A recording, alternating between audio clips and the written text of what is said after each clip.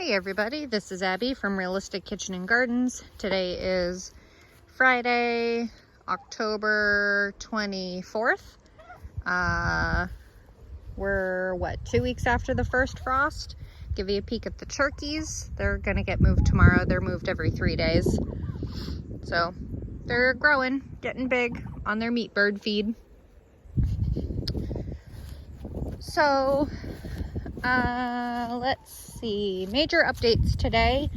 The okra is down. It's been very cold overnight. Yesterday was a high of 60 degrees. Also, let me know on the audio how it is today. I'm going to try recording with a headphone in instead of just my phone audio. Sounded like I was in a cave last week for some reason when I listened into it. Oh, I see those bluebirds. Oh, they are bluebirds. Look at all those bluebirds on the fence. See them? I can't see anything. I have sun in my eyes. Blueberries are still up. I really need to get the weed fabric on this to try to keep the grass from going too crazy. 1, 2 somewhere and 3 somewhere. I forgot to put my hat on. This is not going to go well today. And then I see one there. So this is probably 1, 2, 3 of the blueberries. Anyway, I'm surprised the bluebirds are out now. I thought they migrated. Well, I feel like I've seen mine for quite a while, but anyway, let's get rocking and rolling. I've been trying to do a lot of work in the garden, but of course I never have time to come out here during the day because of my son.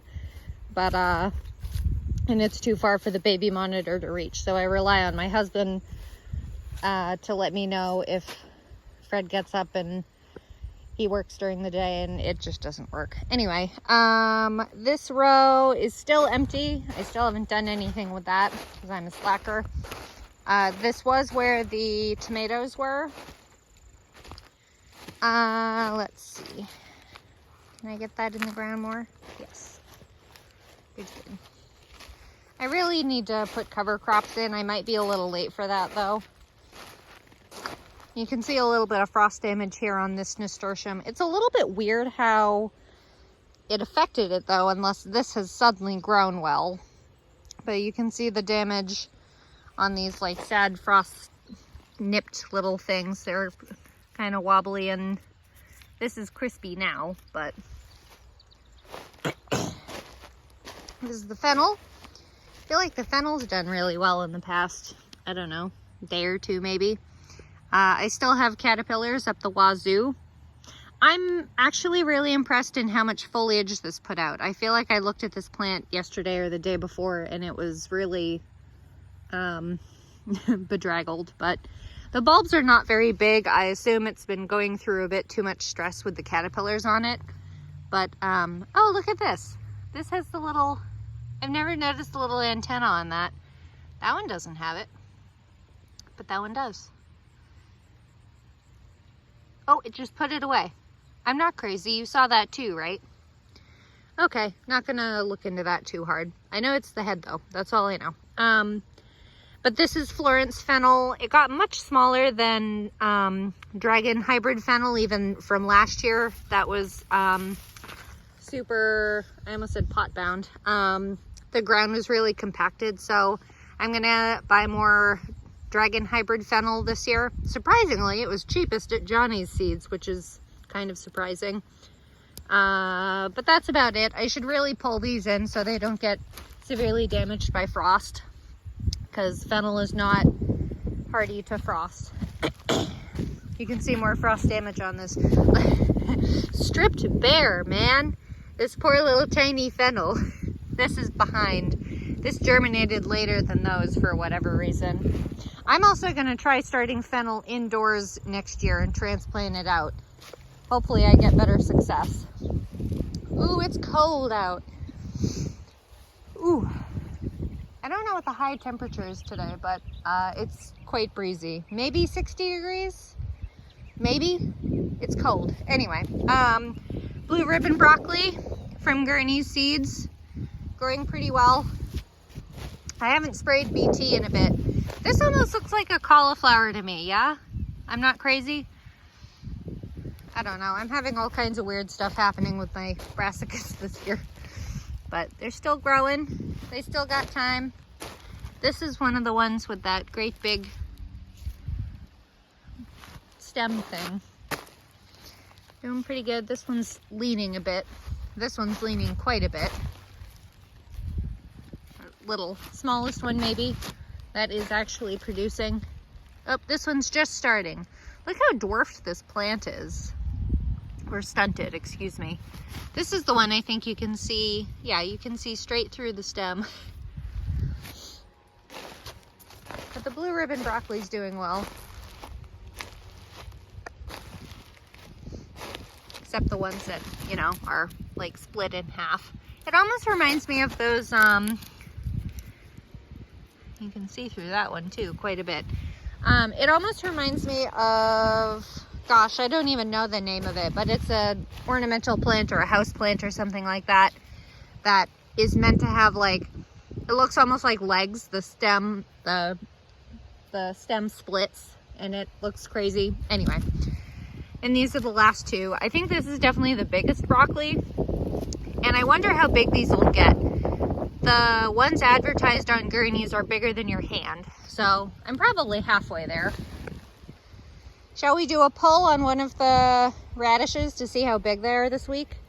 That was it, I think, last week. Sorry if the wind is blowing on you.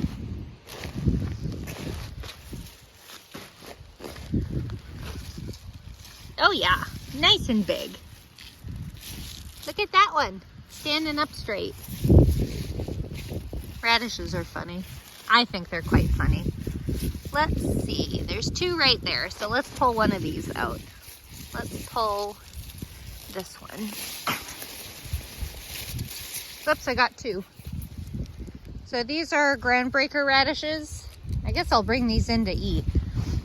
These are groundbreaker radishes, which are meant to have really big tap roots to help, excuse me, break up the soil and let water deeper into the ground. Kind of like, some people call them tiller radishes, or it's maybe a specific variety, but this is a groundbreaker mix from, I think, Berlin Seeds, which has field peas, which are these little things, and then there's supposed to be hairy vetch, but I don't think any of the hairy vetch germinated in this batch for whatever reason. And then this is the empty spot that had the celeries and stuff in there. I just tore everything out. It was easier to do it that way. For me, anyway. Easier for me, because this is what this is really all about. I posted this morning, or yesterday morning, excuse me, that I pulled out all the peppers that were viable. Not technically true. I haven't harvested all my jalapenos. I really should. I could technically smoke them and do my own smoked chipotle peppers or anchos or whatever they are. Oh, here's a good example on basil of the little bits of nipping frost we've got. Basil is one of those plants that if you store it in the fridge, it'll turn brown. It's still edible, but it's ugly. And the nice looking peppers. And the integrity of the leaves break down and all that. So, but I finally took my, is it a Sawzall, and cut the okra down. And I was joking with myself, these okra are so big you could use them as Christmas trees. But unfortunately, with okra, they're very fragile, the branches, so I barely used any force at all and they break pretty easily. So in reality, it would not be a good plan to use for a faux Christmas tree. But like some of the fruits I left on here, these itty bitty peppers. Son of a gun, this salvia, this bonfire salvia will not quit. God love ya. This one got a real bad nip. It's not crispy, it's soft and sad, but excuse me. This is the stump from the okra too. I thought for a second it was a mushroom, but this is a stump. The okra is ridiculous. It's going to be very interesting to see how this does because I don't know how large root systems of okra get. They must be pretty good size to be able to support such a big plant. So I forget what's going in this plot next year. I've been working on the garden plan, but I forget what's going in here. This row is going to be my cucurbits, I'm going to do a modified squash arch next year, but like watermelons and things, and probably, oh, that row is going to be onions, or garlic, excuse me. This is going to be garlic, so this is going to be onions. So good, that'll be fine. Onions are nice and shallow rooted, so that'll be fine. Perfect. It's as if I'm planning things well. This is where I pulled out all the Thai Moon and Vesuvius. I harvested whatever was left, and I'm probably going to smoke them. This salvia, man, I'm absolutely mind blown. It's 60 degrees and they're called a summer plant, and they're just still going. Amazing. I need to get these plants out of here. I didn't quite finish tilling this row. My tiller got too knotted up and I ran out of light at the time, so I got probably 2/3 or 3/4 of it tilled out. But I really need to finish and get the garlic in. It's late. And then the straw flowers are still going. They're definitely slowing down, but they're still going. Cherry Queen Zinnia is really not liking the cold. And I would call this cold damage. Definitely cold damage. The Globe Amaranth doesn't seem to care whatsoever. The Petunia does seem to mind. The Petunia really looks like it's dying off.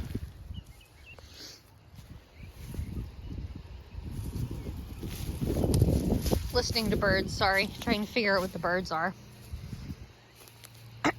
Lavender. Trying to remember which is in which order. Oh, this is Hidcote, the middle one. I need to go in order. Provence lavender with its medicinal scent and continuing to flower. This is Hidcote.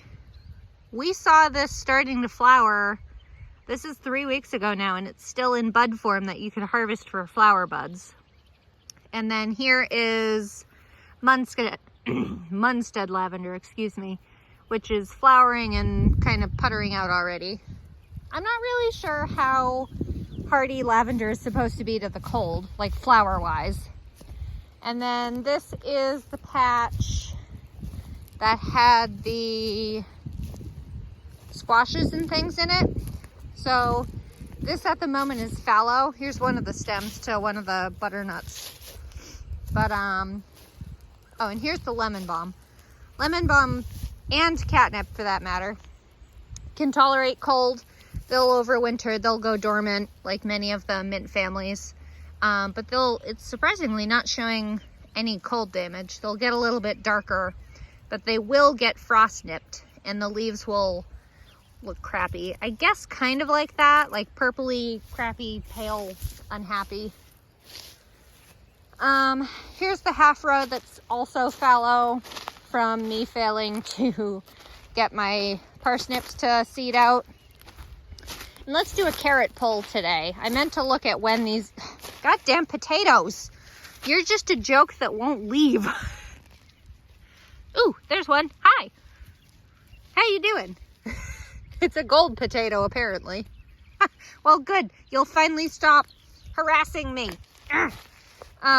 Let's do a carrot pull today. I meant to look at when the carrots are supposed to be ready, but this is going to be a little bit of a modified thing because a lot of them have all this insect damage. That's pale and small. Let's leave that alone. Let's put that in the middle of the path so I can find it later. I looked at one yesterday that looked pretty decent to pull. This is Bolero, here it is. This is the one I was looking at. This is Bolero Nantes carrot. Oh yeah, hi. That's pretty good, especially for having your greens chomped almost the whole time. I need to weed this patch again. Gosh darn it. Flop that there again so I can find it. I get to go in with a little harvest. But ooh, that one's ready and this one's ready. Look at that. When the carrots start to show their shoulders above the ground, they're ready. So that's gonna be a nice one. Excuse me, can you come with me? Here, you can go on that one. Look at your little antlers. Hi, Grouchy. Okay, here. Take more carrot. Okay, you're just cold stunned or something. Not bad. You must have hit something in the ground though. This is probably the biggest carrot I've gotten before. That's pretty good. Shall we pull the last one? That looks ready with the shoulders showing. There's another shoulder showing. I'm gonna be here all day doing this. Nothing is more satisfying than pulling carrots, except maybe pulling onions. It's kind of like picking a nice chubby apple off a tree, just that nice. Anyway, I digress. Burgundy sprouting broccoli. They're already interesting. So this is the main floret right here. And then it's almost like these little tiny side florets are growing into it already. But it's already producing a good number of little side shoots. This is one of the best, like, multi-harvest, cold hardy plants you can grow. This is the specific variety. You're in a weird place. That's a swallowtail caterpillar. This is the specific variety from Gurney's, their burgundy sprouting broccoli, because it's only like a 70-day harvest from transplant, where a lot of the other ones are meant to overwinter first and then you harvest them in the spring. I have bought it, I just haven't grown it yet. Same thing. I do love this variety. This is probably the one that I continuously have not given up on and keep growing no matter what. This is definitely the biggest one. I love it. Ooh, here's a good shot of some of the side shoots. The burgundy is just gorgeous. And the purple does cook out. So when you cook it, it kind of like the purple beans, the purple green beans, the purple cooks out. So you get a normal looking thing on your plate. Bloomsdale longstanding spinach. I did do my first harvest and I only harvested like 2 plants and got a whole 2 quarts from it. So I'm gonna pick some baby leaf for a neighbor that buys my excess produce. The kale is looking good. Purple moon. This is the one that had the main leader snipped by something. So there's the main leader back there. And then all of these are coming up from the side stem. So brassicas are pretty hardy. They want to grow. A lot of plants want to grow. You just need to give them the resources and the space and all that. This spacing was very poor of me. I'm kind of surprised this happened. Ooh, the smell of that carrot. This is winter boar kale, or is it winter boar or winter Lansey? Where's your tag? No, it is winter boar. Where did I get winter Lansey from? Variety I grew last year? I don't know. Promise storage cabbage. Very loose head, but it's certainly starting to head up. This is probably the one variety of cabbage I've grown that isn't purposely a really small heading type. This looks like maybe the biggest. You can get in there without breaking anything. No. Still kind of loose. And then this sad cover crop section that I really never fully finished tilling out, but I guess I'm just gonna leave it. It's too late to stop it and reseed it. Well, I don't know if it's too late to reseed it. I could probably, but I don't think it would get that good of a attempt, basically. Sylvia Brussels sprouts are lodging, but they're starting to get their little nodes for the Brussels. I always hear so many folks cutting the top and cutting all the side leaves and that. And I don't really ever know if I want to do that or not. I don't know why I'm looking at that part. That's not where the Brussels sprout grows.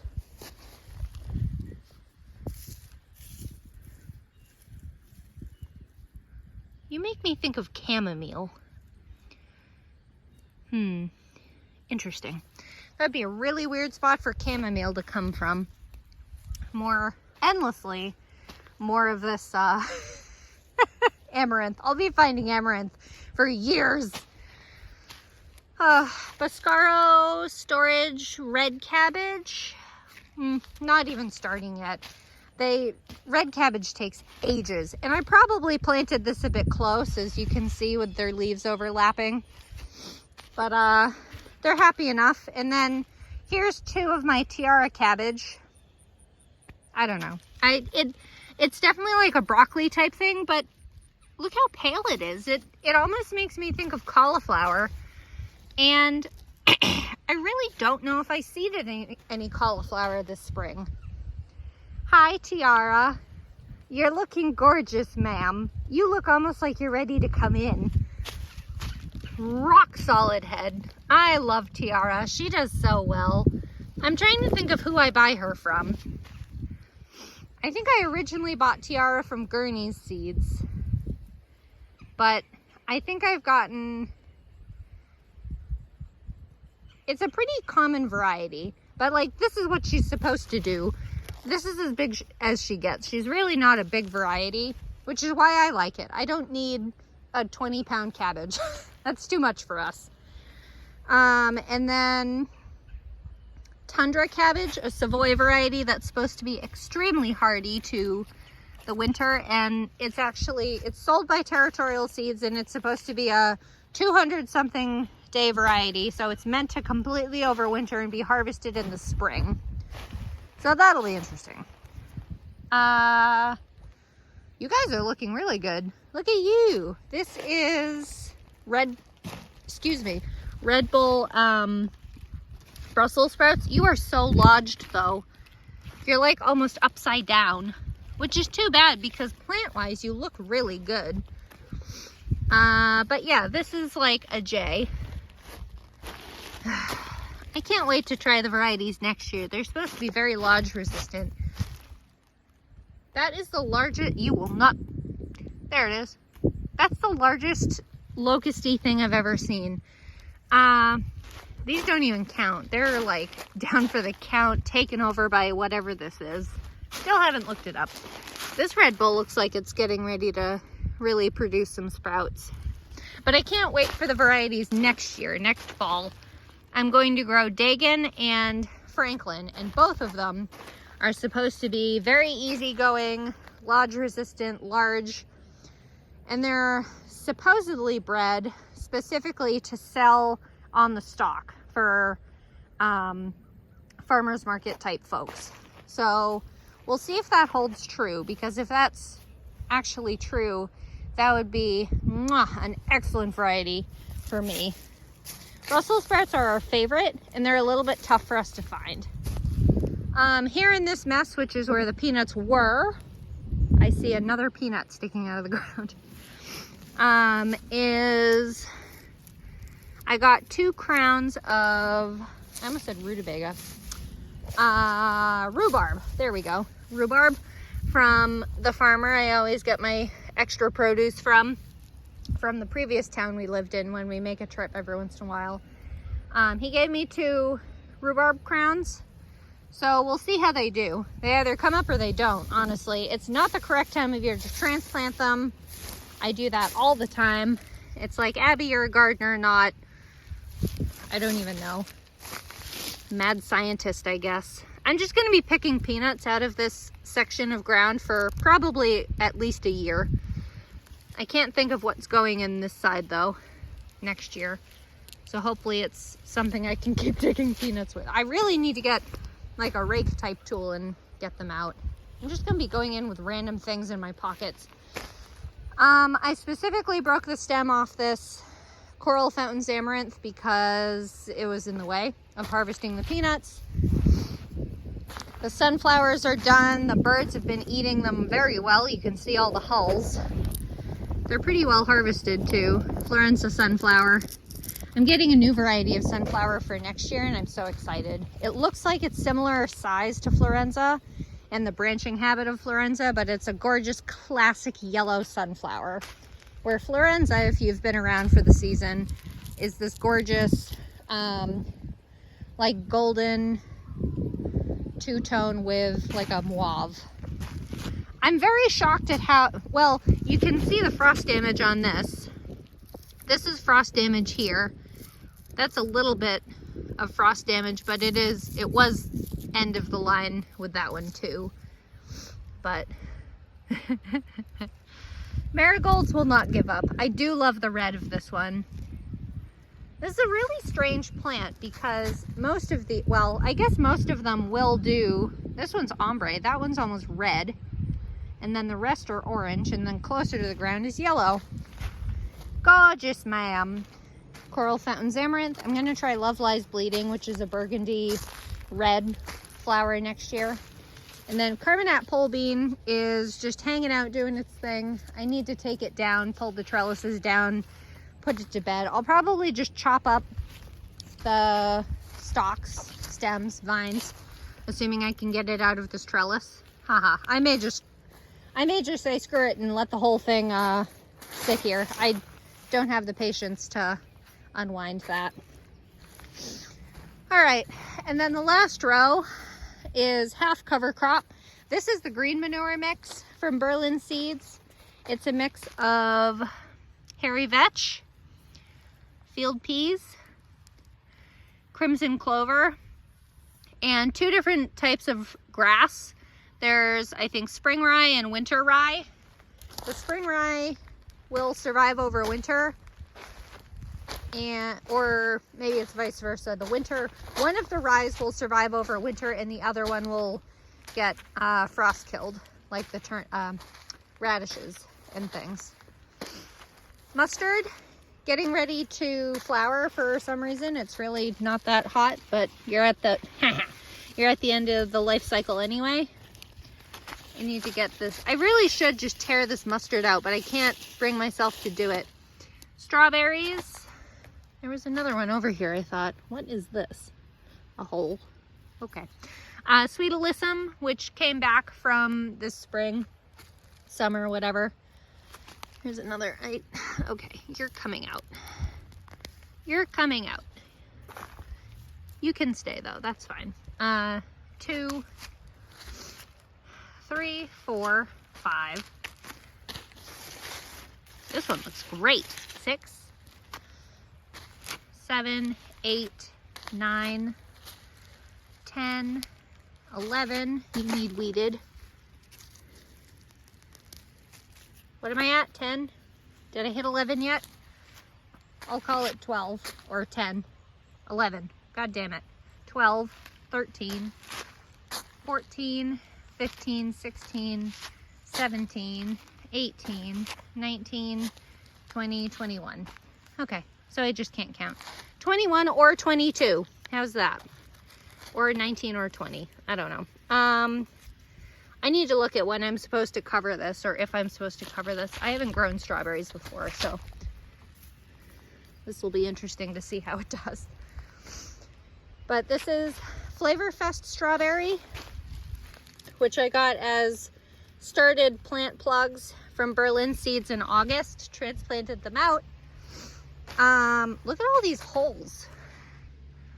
Are these moles and voles and things? What are these? Well, there's a bunch of cats that wander around the yard that are not mine, so hopefully they'll take care of that. Trying to decide what I want to do with that mustard, because it'll just go everywhere and do the same exact thing next year. I'll think on it. Okay, well, I need to harvest. I need to go grab my random harvests of things, like that 1 potato, 2 carrots, 2 radishes. Oh, I love the garden. It's so random. But if you like this kind of stuff, please like, comment, and subscribe for more. I don't know when I'm going to quit doing these, because I'm having a really good season with progress with the brassicas. Usually I quit I quit doing videos when there's no easy or easily shown progress done.